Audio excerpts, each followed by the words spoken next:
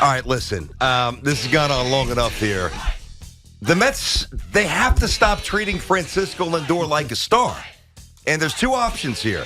Number one, you sit the guy down. No. You sit the guy down. Number two, once you sit him down, if he doesn't play better, you got to drop him in the order. I mean, what in the world is Buck Showalter doing? If you could justify dropping the batting champion last year, not just the NL, the entire Major League Baseball batting champion, McNeil batted 7th yesterday. And I know there's a million different issues with Buck's configurations of lineups. This guy plays when he shouldn't. This guy doesn't play enough. This guy's hot, he sits. This guy's cold, he plays. I get it. I understand all of that. The fact that Lindor's batting 3rd on this team is a joke. So the Mets have a lot of issues right now, and part of it is Buck's lineups. You're right. You're right about that, BT, because I feel like there is no continuity with this Mets team right now. But Francisco Lindor is going to give you 162 games every single year. Maybe he sits out one because he jammed his finger in a sliding door like we saw last year. But he's going to play every single game. And the reason that's important for this Mets team is because they don't have a lot of leaders. Even Pete Alonso, who should be their big, I mean, obviously he's their big bat, but he should be their big voice, doesn't feel like he's their big voice. The only way that you get through some of these ups and downs that they're going through is if you have continuity and a consistency from the guy who was paid to be that guy. And that's Francisco Lindor. So I hear what you're saying because his performance has been atrocious over the last, month. June is horrendous. You go back even into the middle of May, it's also horrendous. I mean, he's sub 200. He's probably close to 120. His batting average, he's only got a couple extra base hits. But he gives it to you every single day. And this Mets team, more than anything, needs a leader. And if you sit Francisco Lindor, who's your leader? But what is he doing now from a leader? He needs a leadership. Playing. There's consistency. Okay. He's just playing. Now, He's not hitting. I get He's got a great glove. We know this. His attitude is always right. Fantastic. I'm not knocking his attitude. He looks awful. And by the way, his on-base percentage right now is about equivalent to a good hitting pitcher from the 1980s. He's 3 for his last 32. He struck out 8 times this weekend. 8! All right? But isn't that baseball, BT? Not for suit. No, this is. Let me make sure This is not about. I was about to say it's not baseball for a superstar. That's not even the point here. This is not about debating the ceiling, the floor of Lindor. Don't even waste my time with that today. Just watch the Mets play, and watch them play not for a night. Watch them play for a week. And then watch him play for 10 days. And then watch him play for 2 weeks, okay? Francisco Lindor is 3 for his last 32. He had the one good game in Colorado, ironically, after we talked about Lindor. Right. Then he went bonkers and maybe, but even before that, he was 1 for 13 in Chicago. I mean, this guy cannot be batting 3rd. Now, we talked about Volpe, all right?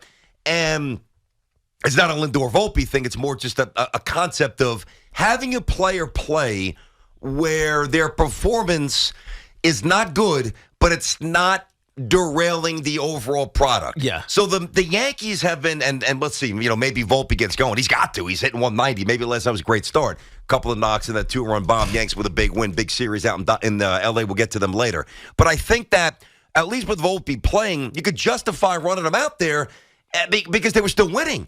Now, I'm not saying that you sit Lindor for 5 days, but this nonsense, this notion that his ultimate, he plays every day. Fantastic. But he has to. But that's one of the many problems with the Mets right now.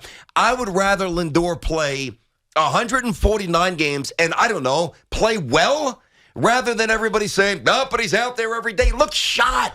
I mean, and what's amazing to me, and you had to really watch him yesterday, the body language tells me he needs a rest. Like, I'm not getting on the guy for failing at the toughest sport. It is hard to hit, and it's impossible to hit when you've got no confidence and fans are booing you.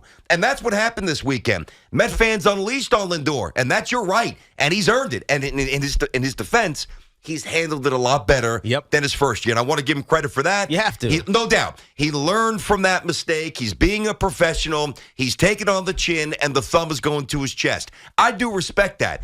But you just from a team point of view, your number 3 hitter is awful right now, and your offense stinks. Well, you cannot justify keeping him there. Well, I think part of the issue, and it's obviously on Lindor, when you're paid like he's paid, and when you're supposed to be the star like he's supposed to be the star, you're supposed to be the leader like he's supposed to be the leader, you got to perform. It always comes down to that. If you don't, then people start questioning why you're batting 3. But Francisco Lindor also has to be this team's leader, because who else is it? Is it Jeff McNeil, who gets jacked around all over the place? Play left field today, play second base today. He almost got tripped up and didn't get a rundown completed over the weekend. Pete Alonso, he gets into slumps because he's swinging for the fences all the time. He's trying to be the hero. The young kids are up and they're down, and Beatty's now on a big slump. And is he going to play every day? He's not going to play against lefties. Francisco Alvarez, now that Narvaez is back, how much is he going to be up to bat?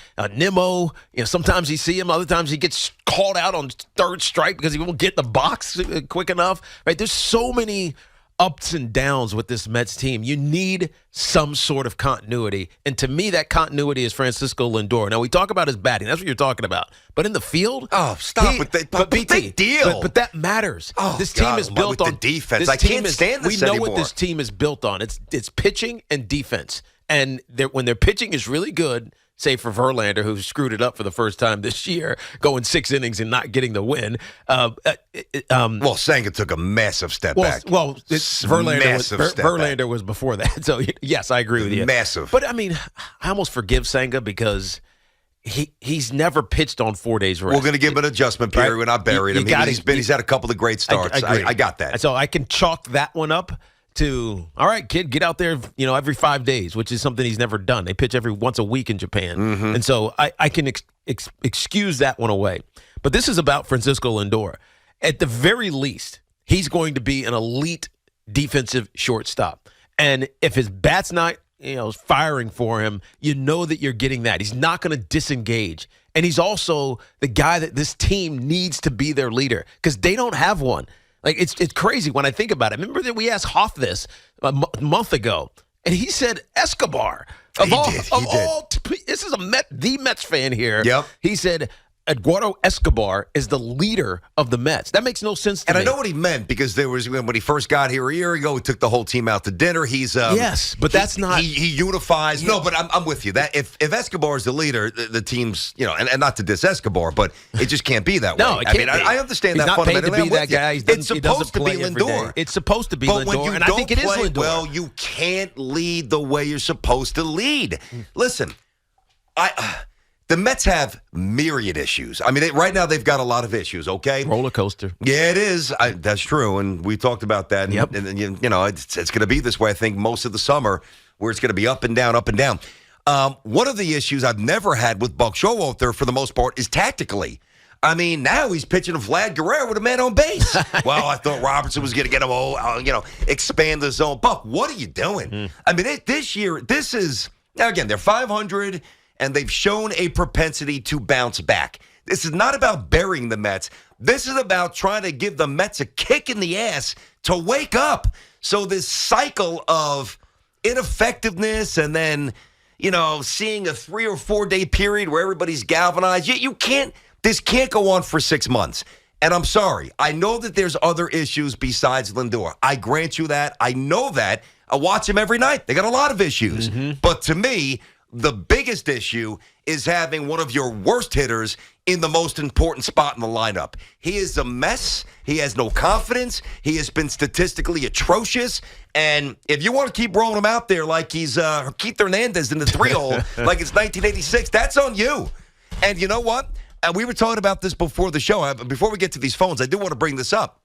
He came up in our meeting like, well, what if he doesn't handle it well? Too damn bad. What if he doesn't handle it too well? Because I'll tell you what, Met fans ain't handling his performance too well, and I'm sure that now Buck's not going to bury him. You don't think deep down Buck is looking at this guy saying, jeez, what are you doing to me here? So Lindor might not handle a demotion well. Get over it, dude. You're making $340. You play where you hit where we tell you, and we play, and you play when we tell you to play.